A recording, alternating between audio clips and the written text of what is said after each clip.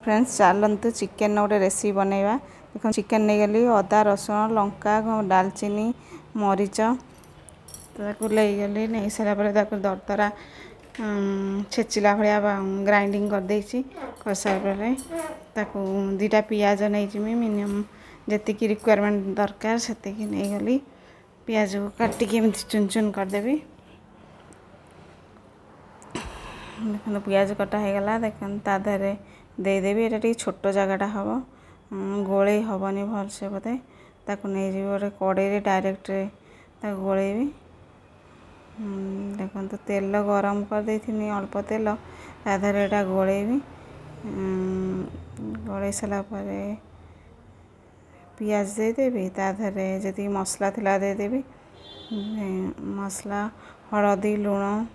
आवश्यक अनुसार जी जहाँ दरकार से देदेवी किंतु पानी ठोपे भी दिज्वन तादे देखो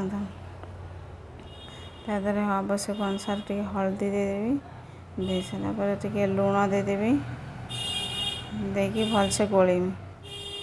तापर गरम तेल करी रखी देखो तादे देदेवी टी तेल आगुरी पकई एवं आउ टे देदेवी जिते गोलेबी मिनिमम 5 मिनट खंडे गोलेबी गोले सारापर तादे हाथ में गोलेबी मसला गुड़ा तादे भितर एब्जर्व कर देख गोले सारापर तादे टमाटो टे देदेवी टमाटो देदेवी आलूटा पछरे देवी आलूटा एवं देनी आलूटा पछरे टे चिकेन सीझी आला बेलू देदेवी ना आलूटा बहुत सीझीज देखो होगला बसईदेमी ताकू मिनिमम 10 मिनट खंडे एमती बसईदेवी भलसे जमी पानी टिके टिके मरीज देखो तादे तो पानी बाहर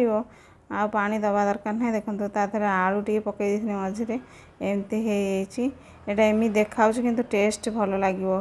तादे मैं बहुत थर कर यार रेसिपी प्राय होगला 3 भाग आउ टे चिकेन मसला टे पकईदेमी तादे टे लंका गुंड पकईदेमी देखो होगला टे कलर आसापी देखो मोर भात लगे खाइब टे नसनसिया थी भात ना खाइले भल लगे देखो टे नसनसिया आ 5 मिनट खंडे मसलाटा जेहेतु टे पड़ी टे एब्जर्व करने 5 मिनट खंडे छाड़देमी तापर देखो होगला मोर चिकेन मसला भात ना खाइले बढ़िया लगे। Thank you.